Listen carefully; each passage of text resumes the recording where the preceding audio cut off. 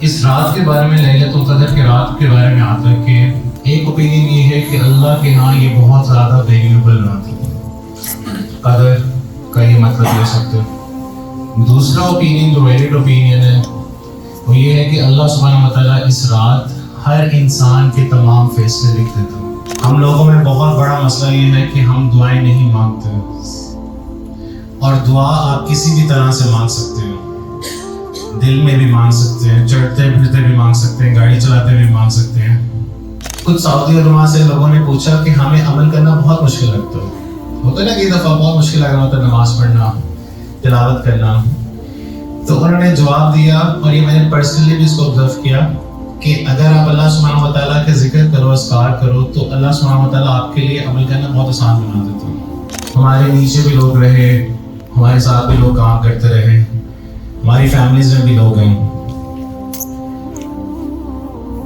ایک اپنے آپ سے پکا وعدہ کریں اور اپنے دل کو کنونس کریں کہ آپ اللہ سبحانہ وتعالیٰ کی رضا کے لیے ساروں کو معاف فرماتے ہیں۔ رب اشرح لی صدری ویسر لی امری واحلل عقدۃ من لسانی یفقہوا قولی۔ السلام علیکم ورحمۃ اللہ وبرکاتہ۔ اچھا، میری آواز میں اونچی بولنے کی کوشش کرتا ہوں۔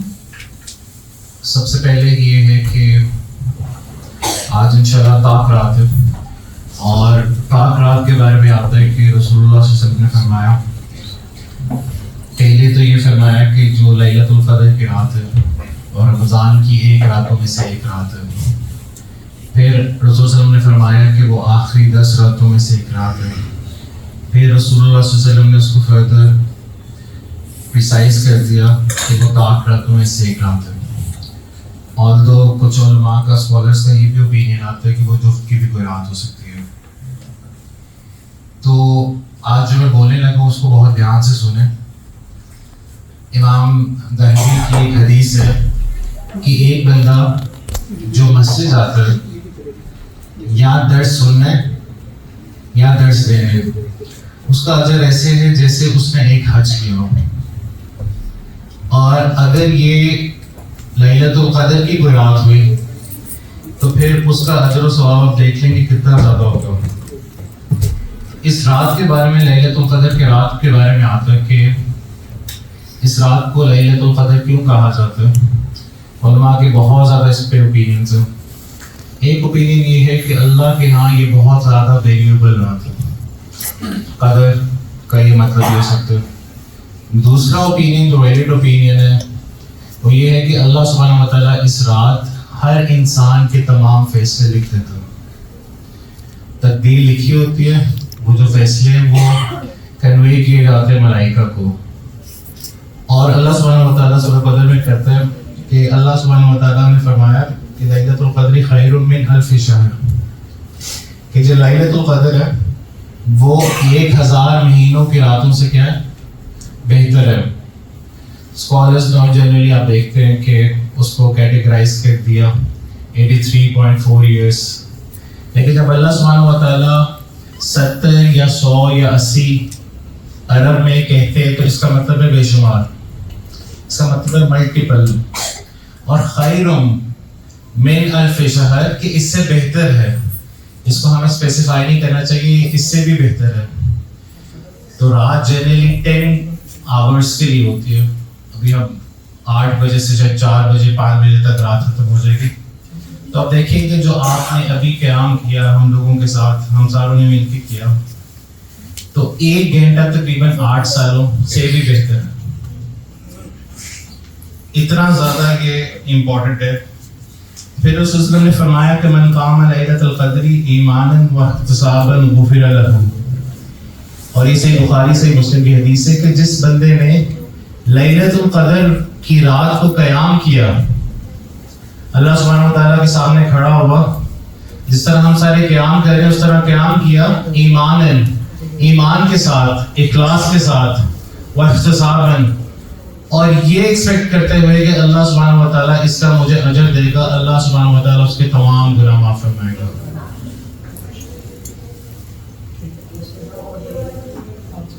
رسول اللہ صلی اللہ علیہ وسلم کی اگر ہم اسوہ حسنہ دیکھیں تو رسول اللہ صلی اللہ علیہ وسلم وہ والے نبی ہیں جن کے اللہ سبحانہ و تعالیٰ نے پچھلے اور اگلے تمام گناہ معاف فرما دیے۔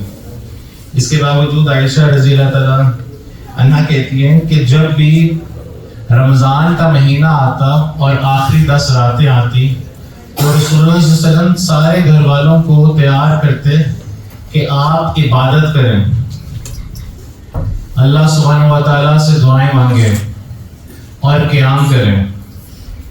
اب صرف میں 5 سمپل چیزیں بتاتا ہوں کہ ہمیں کیا کرنا چاہیے اس رات، اور آخر میں آپ لوگوں سے گزارش کروں گا۔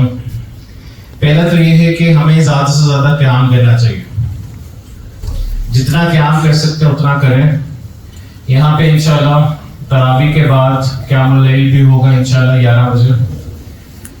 ہو سکتا ہے کہ اگر یہ لیلۃ القدر کی رات ہو تو انشاءاللہ اللہ سبحانہ و تعالیٰ قیام کو قبول فرمائے۔ دوسرا یہ ہے کہ اللہ سبحانہ و تعالیٰ سے بہت زیادہ دعائیں مانگیں۔ ہم لوگوں میں بہت بڑا مسئلہ یہ ہے کہ ہم دعائیں نہیں مانگتے، اور دعا آپ کسی بھی طرح سے مانگ سکتے ہیں، دل میں بھی مانگ سکتے ہیں، چڑھتے پھرتے بھی مانگ سکتے ہیں، گاڑی چلاتے بھی مانگ سکتے ہیں۔ سلف صالحین جب آخری 10 راتیں آتی تو غسل کرتے اور اپنے آپ کو تیار کرتے۔ تو اگر آپ قیام کر کر کے تھک جائیں، بیٹھ جائیں، دعا کریں۔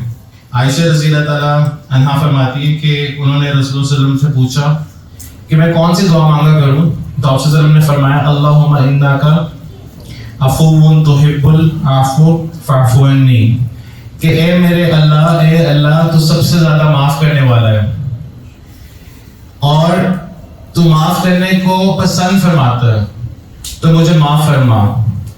دوسرا قرآن کی تلاوت کریں۔ دیکھیں ایک لائن جو پڑھنا ہے نا وہ 83 ایئرس پڑھنے کے برابر ہے، اتنا زیادہ پڑھنا۔ پھر آپ اسی طرح اذکار کر سکتے ہیں، سبحان اللہ کہہ سکتے ہیں، الحمدللہ کہہ سکتے ہیں، اللہ اکبر کہہ سکتے ہیں، استغفر اللہ کہہ سکتے ہیں۔ جتنے بھی اذکار ہیں اللہ سبحانہ و تعالیٰ کو بہت زیادہ پسند ہے، اور علماء اذکار کے بارے میں کہتے ہیں کہ اذکار ہمیں اللہ سبحانہ و تعالیٰ سے قریب کرتے ہیں۔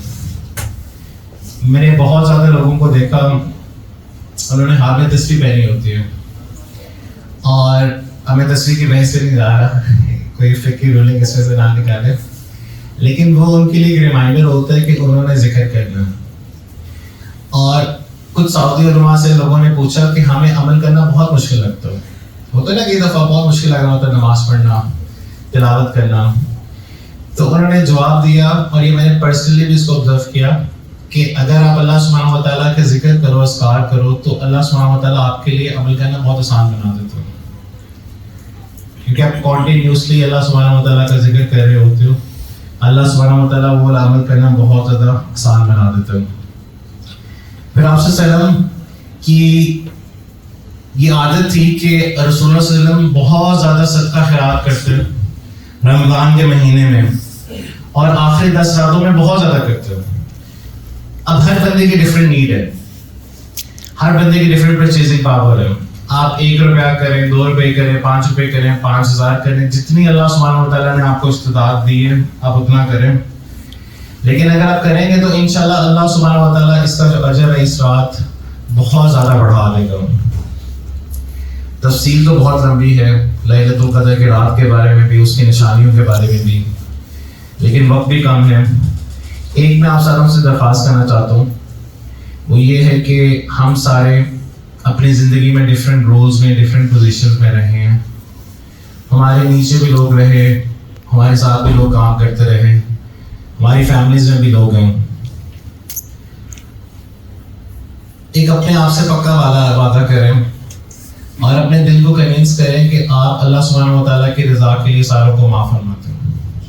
یہ بہت مشکل کام ہوتا ہے، یہاں پہ نندوں کی اور ساسوں کی اور بہوؤں کی لڑائیاں چل رہی ہوتی ہیں، یہاں پہ ایسے بھی لوگ ہیں جو سالہ سال پوری زندگی لگا دیتے ہیں غصے سے بدلہ لینے میں۔ کتنا مشکل کام ہے کسی کو درگزر کرنا، ہمارے اپنے لیے بہت مشکل ہے۔ جو بھی بندہ جس نے بھی آپ کو تکلیف دی یا جس سے آپ کو تکلیف پہنچی، اللہ سبحانہ و تعالیٰ کے سامنے معافی مانگے، اور اگر کوئی حق ہے اس کا، آپ نے اس کے کوئی پیسے واپس کرنے ہیں یا کوئی بھی رائٹ ہے ہیومن کا جو اس کو واپس جاننا چاہیے اس کو ادا کریں، اور اللہ سبحانہ و تعالیٰ کی خاطر درگزر فرمائیں۔ یہ بہت زیادہ مشکل ہوتا ہے، مردوں کے لیے اتنا مشکل ہوتا ہے تو عورتوں کے لیے کتنا مشکل ہوتا ہوگا، لیکن یہ بہت مشکل ہوتا ہے۔ لیکن ایسا کیا فائدہ کیا مرنے سے پہلے اپنے دل میں بغض، کینہ، نفرت اور عداوت لے کے جائیں۔ بس آج کی رات ساروں کو معاف فرمائیں۔ اور اللہ سبحانہ و تعالیٰ سورہ فصلت میں کہتے ہیں کہ جو تمہارے دشمن ہے، جو ایول ہے، اس کو ریبیل کرو اچھائی سے، جو برا کام ہے اس کو ریبیل کرو اچھائی سے، اس کو دور کر دو، تو پھر تم دیکھو گے کہ جو تمہارے دشمن ہیں وہ تمہارے دوست بنتے ہیں۔ کافی دفعہ ہم ان اے پوزیشن آف پاور ہوتے ہیں، ہماری بھی باری آئی ہوتی ہے کہ ٹھیک ہے، لیکن اللہ سبحانہ و تعالیٰ کے لیے درگزر کریں لوگوں کو۔ میں اللہ سبحانہ و تعالیٰ سے دعا کرتا ہوں کہ اللہ سبحانہ و تعالیٰ ہمیں عبادت کرنے کی توفیق عطا فرمائے، اللہ سبحانہ و تعالیٰ ہمیں جہنم کی آگ سے بچائے، اللہ سبحانہ و تعالیٰ ہمیں قبر کے عذاب سے بچائے، اللہ سبحانہ و تعالیٰ ہمیں دنیا اور آخرت کے تمام فتنوں سے بچائے، اللہ سبحانہ و تعالیٰ ہمیں دجال کے فتنوں سے بچائے، اللہ سبحانہ و تعالیٰ جو اولاد والے ہیں ان کی اولاد کو نیک صالح بنائے، آنکھوں کی ٹھنڈک بنائے، دست و بازو بنائے۔ جو بے اولاد ہے اللہ سبحانہ و تعالیٰ انہیں اولاد فرمائے، اللہ سبحانہ و تعالیٰ نیک صالح اولاد فرمائے، اللہ سبحانہ و تعالیٰ ہماری عمر میں، ہمارے وقت میں برکت عطا فرمائے۔ جو لوگ بیمار ہیں، کسی بھی طرح کے بیمار ہیں، روحانی بیمار ہیں، قلبی بیمار ہیں یا جسمانی بیمار ہیں، اللہ سبحانہ و تعالیٰ انہیں شفائے کاملہ عطا فرمائے۔ اللہ سبحانہ و تعالیٰ اسی طرح ہمیں جنت الفردوس میں بھی جمع فرمائے، رسول اللہ صلی اللہ علیہ وسلم کے ساتھ جمع فرمائے، اور ہمیں حوض کوثر کا پانی عطا فرمائے۔ جو لوگ اس ادارے کو سپورٹ کرتے ہیں کسی بھی کیپیسٹی میں، چاہے وہ یہاں کی ٹیم والے ہوں، فائنینشلی ڈونیٹ کرتے ہیں، مورلی سپورٹ کرتے ہیں یا ہمیں آپریٹ ہونے دیتے ہیں، اللہ سبحانہ و تعالیٰ ساروں کو جزائے خیر عطا فرمائے، اس ادارے کو آپ ساروں کو ہمارے لیے صدقہ جاریہ بنائے، اور اللہ سبحانہ و تعالیٰ ہماری ساری عبادات کو قبول فرمائے۔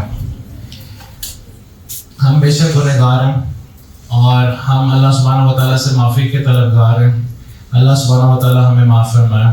اللہ سبحانہ و تعالیٰ جیسے کہ حدیث میں بھی آتا ہے کہ بغیر حساب کتاب کی اپنی رحمت سے ہمیں جنت میں گھسا دے بس، اور اللہ سبحانہ و تعالیٰ ہمیں جنت کے اعلیٰ مقامات عطا فرمائے، اللہ سبحانہ و تعالیٰ ہمیں جنت الفردوس عطا فرمائے، اور اللہ سبحانہ و تعالیٰ جنت میں ہمیں اپنے بچ کو دیکھنا عطا فرمائے۔ وآخر دعوانا الحمد للہ رب العالمین۔ السلام علیکم ورحمۃ اللہ وبرکاتہ۔